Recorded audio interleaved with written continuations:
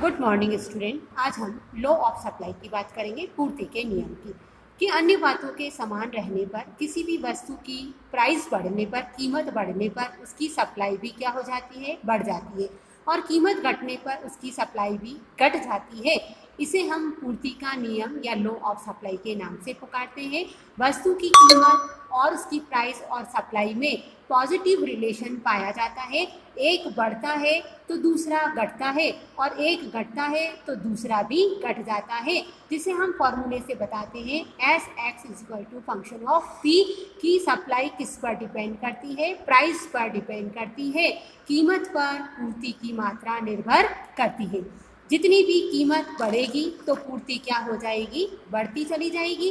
कीमत घटेगी तो पूर्ति भी क्या हो जाएगी, घटती जाएगी, जिसको हम ग्राफ के द्वारा समझ सकते हैं कि जैसे जैसे किसी वस्तु की प्राइस बढ़ती जाती है उसकी सप्लाई भी बढ़ती चली जाती है। डायग्राम से पता चल रहा है कि ये नीचे सप्लाई, वाई अक्षांश पर हमारी प्राइस बताई गई है।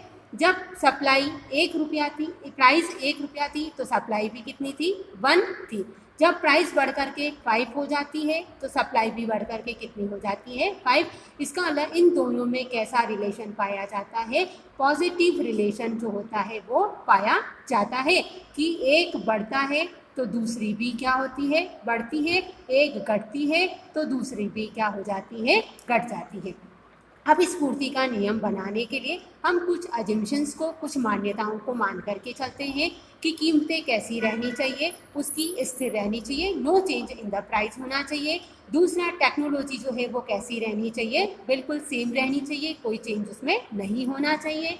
तीसरा, क्रेता की रुचि स्थिर रहनी चाहिए। जो भी सेलर और बायर जिस वस्तु के बारे में बात कर रहा है उसके टेस्ट, उसकी परफॉर्मेंस कैसे रहने चाहिए, कांस्टेंट रहने चाहिए। फिर वस्तु विशेष की पूर्ति विभाज्य होनी चाहिए। जिस वस्तु की हम बात कर रहे हैं वे कैसी होनी चाहिए, डिविजिबल होनी चाहिए, टुकड़ों में टूटने वाली होनी चाहिए। प्राइस रिलेटेड गुड्स की कैसी रहनी चाहिए, संबंधित वस्तुओं की कीमतें स्थिर रहनी चाहिए। प्राइस जो होती है, no change in the policy of government regarding the taxation, tax में किसी प्रकार का कोई चेंज नहीं होना चाहिए। साथ ही साथ क्लाइमेट में, वेदर कंडीशन में, मौसम और जलवायु कैसी रहनी चाहिए, स्थिर रहनी चाहिए, उसमें कोई परिवर्तन नहीं होना चाहिए। ये सारी अजम्पशंस को हम लेकर के ही इस ग्राफ को बनाते हैं और इस पूरी इंडेक्स को हम तैयार करते हैं कि इनमें ये सारी बातें जो है वो क्या है, कांस्टेंट है। तभी पूर्ति वक्र कैसा बनता है, पॉजिटिव, धनात्मक, ऊपर की तरफ जाता हुआ बनता है।